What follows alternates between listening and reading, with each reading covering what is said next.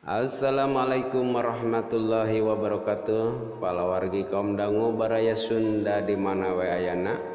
Mangga urang lajengkeun ieu dongeng si Bopeng dina judul Ngalalana karya Adi Uyan bagian ka-14 sareng ka-15. Mangga palawargi kaum dangu anu nembe merapat anu nembe gabung di channel ulah hilap like, comment, subscribe na sareng tombol loncengna dinyalakeun supados teu tinggalin kana carita-carita dongeng berikutna.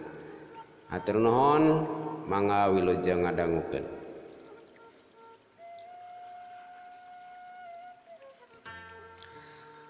Beres ngaropi kikuwu muka caritaan Nyai Salasih kaula menta ka anjeun cicing heula di imah ieu kaula kusabab si warok kumpul pasti moal cicingeun geus pasti bakal ngajorag ka dieu. Tah kulantaran kitu aki jeung palawargi di ieu lembur nyuhunkeun bantosan ka Nyai Salasih jeung ka maneh Bopeng. Sanajan anjeun Bopeng teu bisa silat, lumayan germantuan si Jumin jeung para pemuda nyieun perangkap boh milu-milu nyatu atuh si laing Bopeng. Hehehe, rumasa uing lain jago silat kikuwu, uing mah rek nyumput we di tukangan Kang Jumin, cek si Bopeng bari tonggoy nuang sampe. Si laing sarka baturan Nyai Salasih saur kikuwu bari mere isarah ka anakna nu boga ngaran Sarka. Nyapu gua atuh Sarka teh lir bobok manggih gorowong geus ti awal ge patepung geus oge geus jorojoy bogoh. Ieu dititah ngabaturan kalah angot jadi. Dewi Salasih unggek kaki kuwu bari panona neuteup kana suling si Bopeng. Ieu pamuda ari tampang kawas geuyeuk apu tapi sulingna jelas lain suling biasa. Gerentes Salasih kikuwu jeung nu araya urang kudu taki-taki saringset kudu pageuh ikat waro kumpul moal lila bakal anjog ka dieu.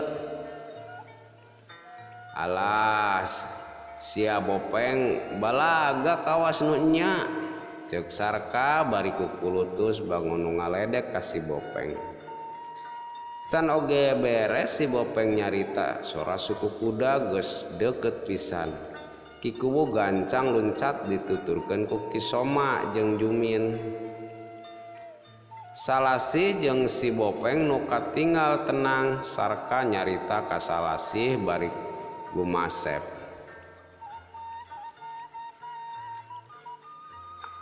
Hayu Nyai, urang sanghareupan si Warok ku Akang. Omat Nyai mah ditukangan Akang we. Salasih teu nempas omongan Sarka langsung ngacorelat ka pakarangan imah kikuwu. Antukna Sarka nuturkeun Salasih bari nyarita ka si Bopeng. Sia Bopeng, sia tong ka mana-mana Bopeng.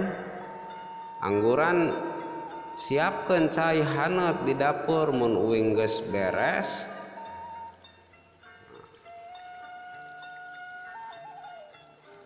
Palawargi kaum dangu baraya Sunda di mana we ayana.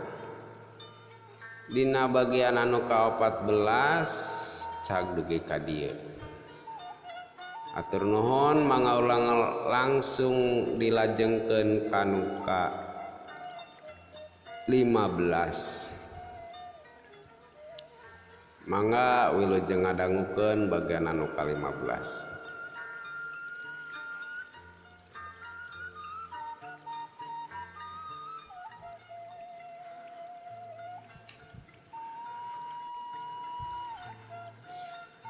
Palawargi kaum dangu baraya Sunda di mana wayana mangga urang lajengkeun si Bopeng dina judul ngalalana bagian anu ka-15.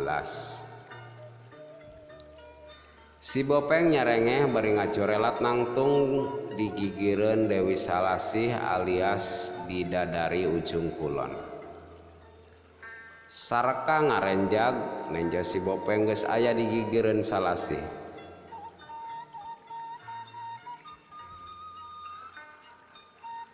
Kolebat hus jeleng nangtung lalaki cebol kulitna hideung kawas aspal panona bolotot beureum kumisna baplang sangadulang kikueu ngaharewas ka Salasih.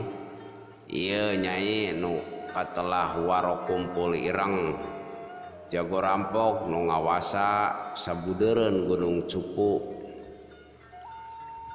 Hei kuwu si lain geus ngunghak campela ka aing. Geus ngunghak campela ka aing geus bosen hirup sia. Sora warok kumpul handaruan soalna dibarengan ku tanaga jero.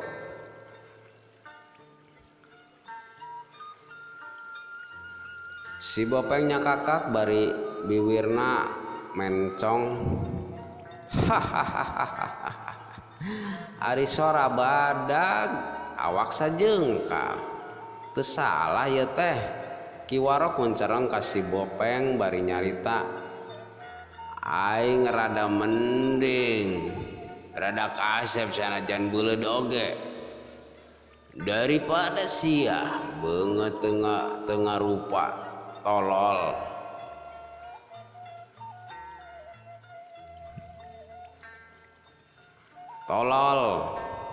Uing mah lumayan keneh awak uing jangkung badag. Gegaduhan uing oge pasti badag. Coba Ki Warok awak buleud cigana buleud oge kawas bola. Hiat Ki Warok irang geus beak kasabaran corelat wut leungeun Warok irang muter kawas titiran nimbulkeun angin jeung hawa panas nuju ka si Bopeng. Tanpa panarajang nu sakitu rongkahna si Bopeng teu katingal reuwas sumawona gimir sajengkal deui suku Warok ireng ngeuna kana dada si Bopeng. Salasih ngebutkeun salendangna wut plak si Warok ireng ngajaul bari ngadorongkeun dua leungeunna. Hiat ajian tapak wisa cahaya hideung nuju ka si Bopeng. Salasih nakis dua cahaya hideung bari ngaluncat sadeupa ngibaskeun salendangna. Cahaya koneng bentrok jeung ajian tapak wisa. Blar cag dugi ka dieu palawargi teu karaosnya pendek pisan. Palawargi kaum dangu baraya Sunda di mana wae hapunten. Ieu dina cariyos si Bopeng tanapi si Bopeng ngalalana bagian ka-15 cag dugi ka dieu. Hatur nuhun palawargi kaum dangu anu parantos manteng satia di ieu channel. Mangga ulah hilap kanggo cariyos salanjutna di bagian anu ka-16. Hatur nuhun mangga wilujeng kantun permios.